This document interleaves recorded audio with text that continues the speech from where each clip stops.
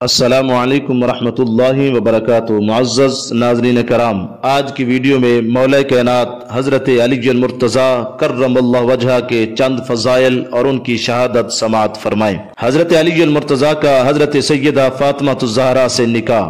روایت میں آتا ہے کہ حضرت سیدنا ابو بکر صدیق اور حضرت سیدنا عمر فاروق رضی اللہ تعالی عنہما نے حضرت سیدہ فاطمہ الزہرا سلام اللہ علیہا کے لیے نکاح کا پیغام بھیجا تو رسول اللہ صلی اللہ تعالی علیہ وسلم نے ارشاد فرمایا انہا صغیرۃ، کہ تم دونوں کے مقابلے میں فاطمہ بہت چھوٹی ہیں۔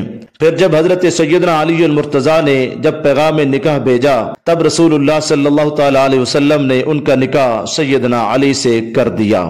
جب حضرت سیدہ فاطمہ الزہرا کی عمر 15 سال کی ہوئی تب حضرت سیدنا علی المرتضیٰ رضی اللہ تعالی عنہ نے پیغام نکاح دیا تو حضور اکرم صلی اللہ تعالی علیہ وسلم نے ارشاد فرمایا کہ مجھے اللہ تعالی نے ہی حکم دیا ہے کہ فاطمہ الزہرا کا نکاح علی ابن ابی طالب سے کر دوں۔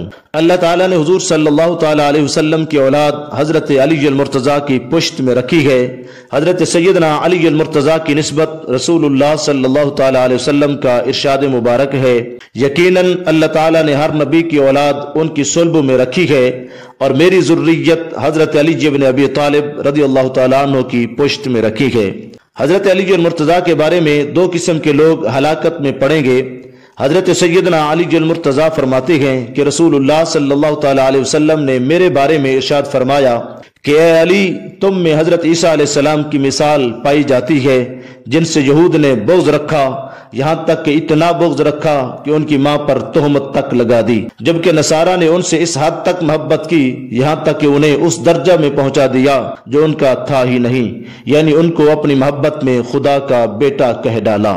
پھر سیدنا علی المرتضیٰ نے ارشاد فرمایا میرے بارے میں بھی دو قسم کے لوگ ہلاکت میں پڑ جائیں گے، ایک تو وہ لوگ جو محبت میں حد سے آگے نکلنے والے ہیں، جو مجھے ان اوصاف سے بھی بڑھا دیں گے جو مجھ میں ہے ہی نہیں، جیسے روافض وغیرہ۔ دوسرے وہ لوگ جو مجھ سے بغض و عداوت رکھنے والے ہیں، جن کا مجھ سے بغض انہیں اس بات پر بھی ابھارے گا کہ مجھ پر تہمت لگائیں، جیسے خوارج وغیرہ۔ جو یہ دونوں گروہ اب بھی پائے جاتے ہیں۔ کچھ لوگ آپ سے اتنی محبت کرتے ہیں جو باقی خلفاء کو کچھ سمجھتے ہی نہیں، اور کچھ لوگ آپ سے نفرت کرتے ہیں، مگر کامیاب وہ بندہ ہے جو ان دونوں کے سوا ہو، جو حضرت علی المرتضیٰ سے ایسی محبت کرتا ہو جو محبت علی کی آڑ میں باقی اصحاب پر طعن نہ کرتا ہو۔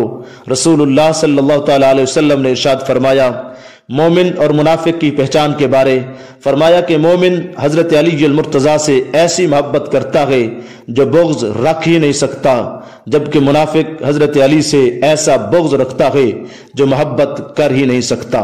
فتح خیبر مرکات شرح مشکات میں ہے کہ پہلے دن حضور سید عالم صلی اللہ تعالی علیہ وسلم نے حضرت سیدنا ابو بکر صدیق رضی اللہ تعالیٰ عنہ کی سربراہی میں لشکر بھیجا۔ سخت جنگ ہوئی مگر کامیابی حاصل نہ ہو سکی۔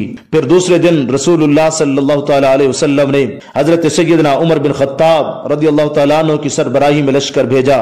اس دن بہت گھمسان کارن پڑا مگر پھر بھی خیبر فتح نہ ہوا، اور پھر تیسرے دن فتح کی بشارت دی اور حضرت سیدنا علی المرتضیٰ کی قیادت میں لشکر بھیجا، تب آپ کے ہاتھ پر خیبر فتح ہوا۔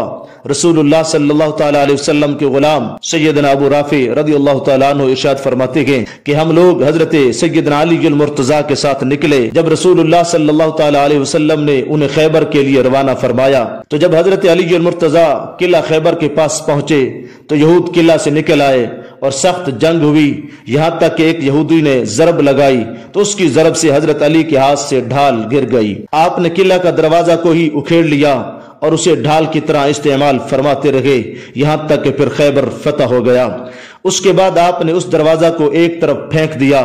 بعد میں 7 آدمیوں نے مل کر اس دروازے کو پلٹنا چاہا، جن کے ساتھ 8واں میں بھی موجود تھا، مگر ہم سب کے زور لگانے کے باوجود وہ دروازہ ہل تک نہ سکا۔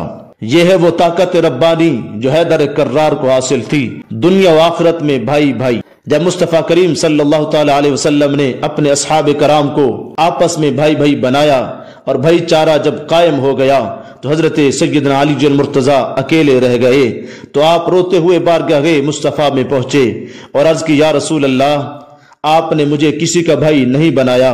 حضور نبی کریم صلی اللہ تعالی علیہ وسلم نے ارشاد فرمایا اے علی انت اخی فی الدنیا والآخرہ، کہ تم تو دنیا میں بھی میرے بھائی ہو اور آخرت میں بھی میرے بھائی ہو۔ حضرت سیدنا علی المرتضیٰ رضی اللہ تعالیٰ عنہ کی شہادت، حضرت سیدنا علی المرتضیٰ اور بعض دیگر صحابہ کرام علیہم الرضوان حضور اقدس صلی اللہ تعالیٰ علیہ وسلم کے ہمراہ سفر میں شریک تھے۔ رسول اللہ صلی اللہ تعالیٰ علیہ وسلم نے ارشاد فرمایا کہ میں بتا دوں کہ سب سے بڑے دو بدبخت کون ہیں؟ لوگوں نے عرض کی یا رسول اللہ جی ہاں ارشاد فرمائیے۔